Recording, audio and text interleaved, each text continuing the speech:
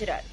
સુરત શહેરની વરાછા પોલીસે ફટાકડાનું ગોડાઉન ઝડપી પાડ્યું। રહેણાંક વિસ્તારમાં વગર પરમિશને ફટાકડાનો જથ્થો સંગ્રહ કરવામાં આવ્યો હતો। વરાછા પોલીસે બાતમીના આધારે રેડ પાડી। રેડ દરમિયાન 95 લાખથી વધુના ફટાકડા કબજે કર્યા। સમગ્ર ગોડાઉનને સીલ કરી દેવામાં આવ્યું। આગની બનતી ઘટનાને પગલે પોલીસે કાર્યવાહી કરી। રહેણાંક વિસ્તારમાં સ્ફોટક ફટાકડાનું ગોડાઉન ઝડપાયું। ફટાકડાનું ગોડાઉન ચલાવતા ઈસમો પાસે કોઈ પણ જાતની પરમિટ હતી નહીં। વરાછા પોલીસે 2 સગા ભાઈઓની ધરપકડ કરી અન્ય એક ઈસમને વોન્ટેડ જાહેર કરવામાં આવ્યો।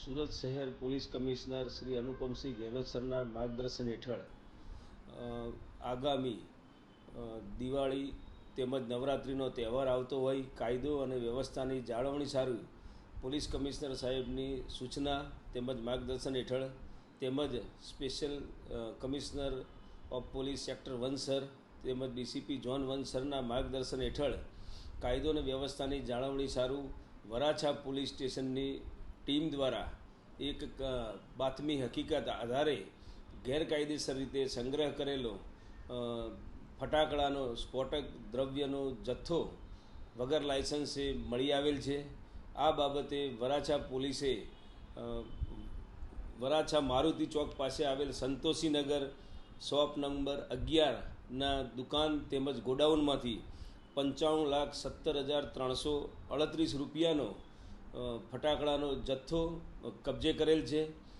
આ જથ્થો રાખનાર 2 ઈસમોની પણ એક્સપ્લોઝિવ એક્ટ તેમજ માનવ જિંદગીને જોખમ કરતા જે નવા BNSના કાયદાની હેઠળ કાર્યવાહી કરી અને ધરપકડ કરવામાં આવેલ છે।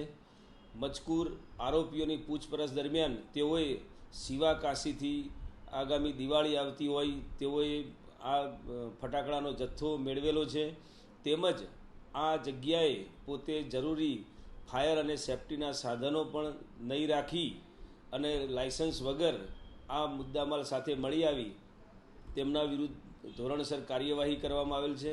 બંને આરોપીઓની ધરપકડ કરવામાં આવેલ છે અને હાલનો જે કબજે કરેલ મુદ્દામાલ એ સેફ જગ્યાએ પણ સ્થાનાંતરિત કરવાની કાર્યવાહી વરાછા પોલીસ સ્ટેશન દ્વારા। આવા અવનવા સમાચાર જોવા માટે જોતા રહો P24 ન્યૂઝ ગુજરાત।